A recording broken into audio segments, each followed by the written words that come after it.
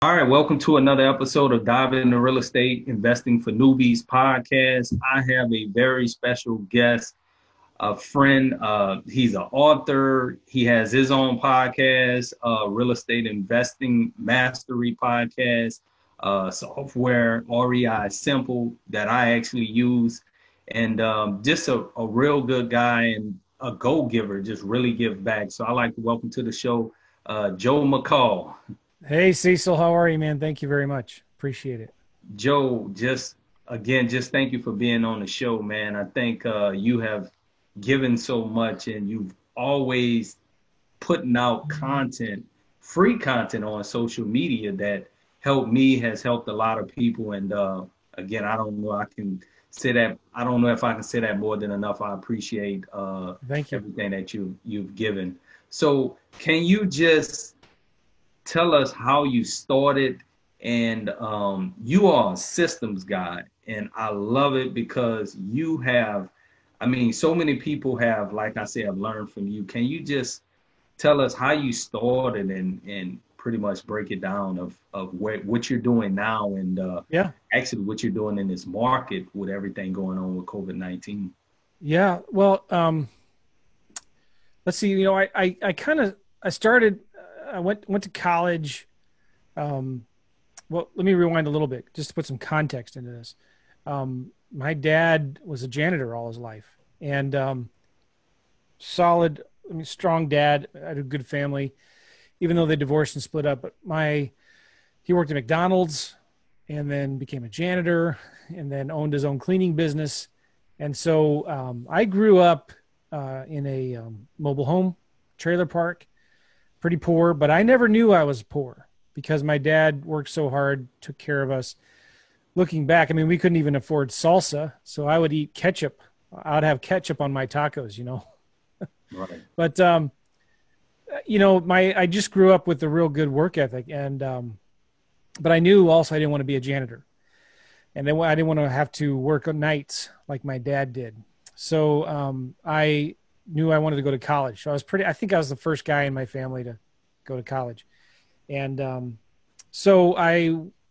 it took me like 8 years to get my bachelor's degree too. Like, because I went to community college part-time, and then I took some time off. I went to a Bible college for a year and then 2 years. And then I went back to school, took some internships, met my wife, got married, went to Prague for 6 months. And so I finally graduated with an engineering degree. And I've always been interested in systems and stuff. And fast forward, after I graduated about 4 or 5 years, I was working as a civil engineer, working on big power plants for construction companies and stuff. Fast forward actually just a year or two after I graduated, I already knew I did not want to, the whole vision of climbing the corporate ladder. I looked at where that ladder was leaning on, and I didn't want that. I looked at the middle managers I was working for. These guys were working harder than anybody else. They were the first ones in, the last ones to leave. They had the most pressure, the most stress. And, there's only one guy at the top, and there's hundreds of middle managers, And I just looked at my chances of climbing this corporate ladder to be a middle manager, probably never getting to this top spot. Like, I have zero interest in that.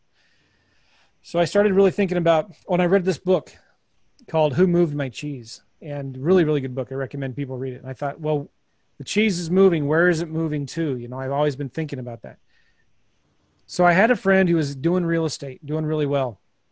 And he was buying a bunch of the, I don't know if you remember or heard of the name Russ Whitney. He had some courses back then, Yeah. early Yes. 2000s.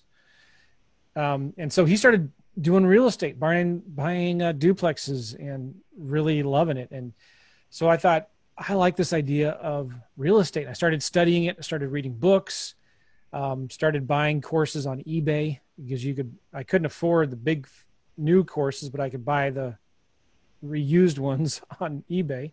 Find out later, they're just copies of the originals. But anyway, so I started really studying, and then finally, about 6 years after I graduated, bought my first property with a bank loan, started buying real estate, started buying properties with bank loans. And even back then, if you could fog a mirror, you could buy a house and get a loan. So I reached a limit where I couldn't buy anymore.